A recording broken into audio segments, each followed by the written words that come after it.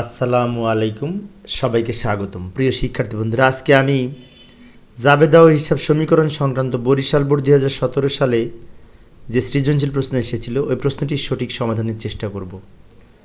তো আলোচনায় তোমাদের সাথে আছি আমি মোহাম্মদ সিরাজুল ইসলাম, বরিশাল সরকারি model school and college Barishal. তো এই যে প্রশ্নটি তোমাদের সামনে আমি উপস্থাপন করব এখন, এই যে লক্ষ্য করি প্রশ্নটি তোমাদের সামনে উপস্থাপন করেছি। তো এইখানে বলছে উদ্দীপকে, জনাব ইমরান একজন স্থপতি। জানুয়ারি 1, 2016 তারিখে তিনি নগদ 50,000 টাকা, 20,000 টাকার আসবাবপত্র, 10,000 টাকার ঋণ নিয়ে একটি সেবা ফার্ম শুরু করেন। অর্থাৎ এটি একটি সেবামূলক প্রতিষ্ঠানের অঙ্ক। এখানে কিছু লেনদেন দেওয়া আছে। ক নাম্বারে বলেছে প্রারম্ভিক মূলধনের পরিমাণ নির্ণয় করো। তো প্রারম্ভিক মূলধন 1 তারিখে কী কী নিয়ে ব্যবসা শুরু করেছে লক্ষ্য করি। নগদ 50,000 টাকা, আসবাবপত্র 20,000 টাকা এবং 10,000 টাকার ঋণ। তো ঋণটা প্রারম্ভিক মূলধনের মধ্যে আসবে না। নগদ 50,000 আর আসবাবপত্র 20,000, এই 70,000 টাকা মূলধন হবে। তো লক্ষ্য করি এইভাবে আমরা ছক অঙ্কন করতে পারি। এই যে লক্ষ্য করি ছকে আমরা এই নগদ লিখব। নগদ কত? 50,000 টাকা, তাই না? তো 50,000 টাকা এখানে লিখব নগদ বলে, আর এই 20,000 টাকার আসবাবপত্র লিখব। আসবাবপত্র আর নগদ দুইটা যোগ করে 70,000 টাকা, যেটি প্রারম্ভিক মূলধন। এই যে 1 তারিখে যা যা নিয়ে এসছে, তবে ঋণটা আসবে না, কারণ ঋণটা তো নিজের টাকা না, তাই না? মালিকের নিজের যেগুলি সেগুলি হচ্ছে মূলধন। সেক্ষেত্রে ঋণটা আসবে না, কারণ ঋণটা নিজের টাকা না, মালিকের নিজের হচ্ছে এই নগদ এবং আসবাবপত্র, সেজন্য এই দুটা মূলধন হিসেবে গণ্য হবে, প্রারম্ভিক মূলধন। তো এক্ষেত্রে একটি বিষয় যে ঋণের টাকা কিন্তু মূলধনে আসে নাই, তাই না? কারণ ঋণটা মূলধন না, মালিক নিজে যেগুলি নিয়ে এসছে নিজের টাকা সেগুলি মূলধন, যেমন নিজের নগদ, আসবাবপত্র। বাট ঋণটা হচ্ছে অন্যের টাকা, এটা নিজের না, সেজন্য দায়, ওটা মূলধন হবে না। তাই আমরা এখানে নগদের আসবাবপত্র যোগ করেছি। তো আমরা এবার খ নম্বরের সমাধানের জন্য জাবেদা ছক অঙ্কন করেছি। তো জাবেদায় খ নম্বরে আমাদের যে জাবেদাগুলি করতে বলেছিল ওই যে লেনদেনগুলো উপরে নিয়ে এসে রাখলাম, বাম দিকে কিছু অংশ, ডান দিকে কিছু অংশ। এটা দেখে আমরা লিখে এখানে জাবেদা করতে পারবো। প্রথমে 2016 জানুয়ারি 1 কি বলছে? নগদ কত টাকা নিয়ে এসছে? 50,000 টাকা। আবার ঋণ নিয়ে এসছে কিন্তু 10,000 টাকা। তো এই নগদের সাথে ঋণের টাকাও যোগ হবে, নগদান হিসাব ডেবিট হবে 60,000 টাকা। কীভাবে হলো? এই নগদ 50,000 আর ঋণ 10,000, মোট 60,000 টাকা নগদে হবে, কারণ ঋণটাও নগদের সাথে যুক্ত হবে, ঋণটা নগদে নিয়ে আসে। আসবাবপত্র ডেবিট, এই 20,000 টাকা ডেবিট হবে, আর ঋণ ক্রেডিট 10,000 টাকা, ঋণ হিসাব 10,000 টাকা। অর্থাৎ জাবেদা কী করলাম? নগদে হবে, নগদে আর ঋণের টাকা যোগ করে ডেবিট, আসবাবপত্রের টাকা, ঋণ হিসাবে ঋণের টাকা, এই যে 10,000 টাকা, এবং ডেবিটের দুটো যোগ করে 80,000 হয়, সেখান থেকে 10,000 বিয়োগ করে 70,000 টাকা এই মূলধন হিসেবে গণ্য হবে। এবার আসি 2 তারিখে সেবা প্রদান করা হয়েছে ধারে, প্রাপ্য হিসাব ডেবিট, সেবা আয় ক্রেডিট হবে। প্রাপ্য হিসাব ডেবিট এবং সেবা আয় হিসাব ক্রেডিট হবে। 5 ধারে সাপ্লাইজ ক্রয়, সাপ্লাইজ হিসাব ডেবিট আর প্রদেয় হিসাব ক্রেডিট হবে। সাপ্লাই হিসাব ডেবিট, প্রদেয় হিসাব ক্রেডিট।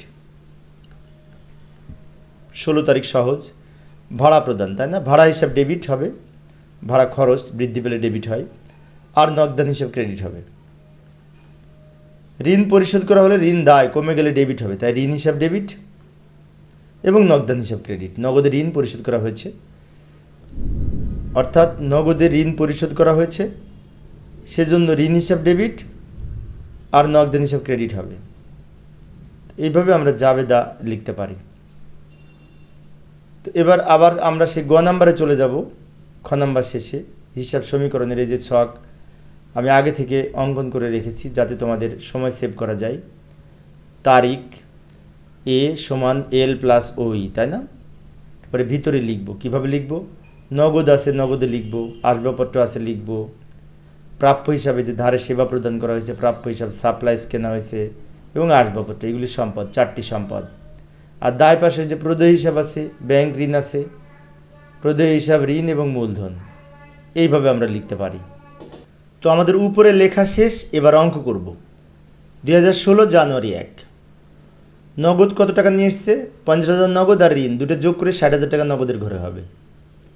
20,000 টাকায় আসবাবপত্রের ঘরে হবে, আর ঋণের 10,000 টাকা ঋণের ঘরে হবে।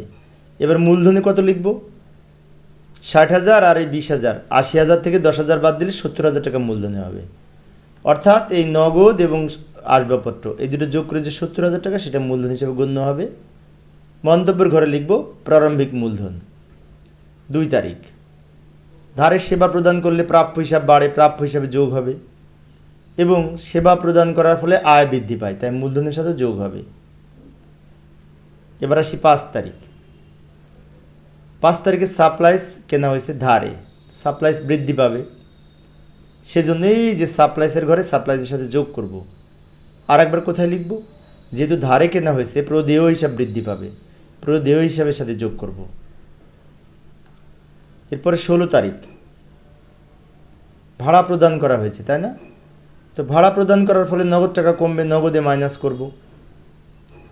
পাশাপাশি এই ভাড়া খরচ, সেজন্য মূলধনের সাথেও মাইনাস করব, খরচ হলে মূলধন কমে যায়।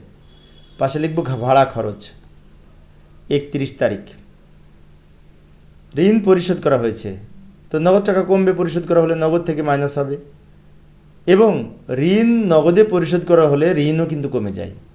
তো ঋণ দায়, সেজন্য কমলে এই যে ঋণের সাথে বিয়োগ হবে। ঋণ পরিশোধ করা হলে ঋণ থেকেও বিয়োগ হবে, নগদ থেকেও বিয়োগ হবে। তা আমাদের লেখা শেষ, এবার যোগ বিয়োগ করব। এখানে লিখব মোট নগদ এই 60,000 থেকে 3,000 আর 5,000 বিয়োগ করে 3 আর 5 8,000, তাহলে সম্ভবত 52,000 টাকা হবে নগদ। এই 15,000 টাকা নিচে নামিয়ে দেব, 500 টাকা নিচে নামিয়ে দিব, 20,000 টাকা নিচে নামিয়ে দিব। এইখানে 10,000-এর সাথে 5,000 বিয়োগ করে 5,000 লিখব, এই 500 নিচে হবে। এখানে উপরের দুইটা যোগ করে 85,000, সেখান থেকে 3,000 বিয়োগ করে কত হবে? সম্ভবত 82,000। এবার আমরা যোগ করব। বাম দিকের যে এই ঘরগুলি ছিল, 4টে সম্পদ যোগ করে এই টাকাটা হবে। পাশে লিখব সমতা, এবং এখানে 3টা টাকা যোগ করেও একই টাকা হবে, দুই দিক মিলে যাবে, দুই দিক সমান সমান হবে। এইভাবে আমরা হিসাব সমীকরণের বিশেষ করে ছকের মাধ্যমে উপস্থাপন করতে পারি। তো আরেকটি বিষয়, অনেক ক্ষেত্রে দেখা যায় প্রত্যেক তারিখ শেষে এখানে উদ্বৃত্ত নির্ণয় করেছে, জের নির্ণয় করেছে। ওইভাবে করলেও হবে, আবার এভাবে জের একবারে সবার শেষে করলেও হবে। তো প্রিয় শিক্ষার্থী বন্ধুরা, এই ছিল আমার আজকের আলোচনার বিষয়। আমি পরবর্তী ক্লাসে এই যে দিনাজপুর বোর্ড 2017 সালে যে সৃজনশীল প্রশ্নটি এসেছিল, ওই প্রশ্নটির সঠিক সমাধানের চেষ্টা করব। দেখার আমন্ত্রণ রইল। পরিশেষে সবাই ভালো থাকবে এবং সুস্থ থাকবে, এই কামনায় খোদা হাফেজ।